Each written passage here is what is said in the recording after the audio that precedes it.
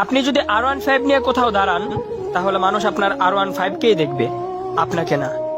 কিন্তু কোনো বিশ্বসেরা ফুটবল কিংবা ক্রিকেট প্লেয়ার যদি BMW নিয়েও দাঁড়ায়, সবাই কিন্তু ওই প্লেয়ারটাকেই দেখবে, তার BMW কে না।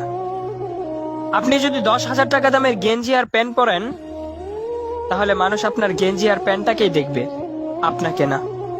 আর ওই প্লেয়ারটা যদি 50 টাকা দামের গেঞ্জিও পরে, তাহলে কেউ তার গেঞ্জিটাকে দেখবে না, সবাই কিন্তু ওই প্লেয়ারটাকেই দেখবে।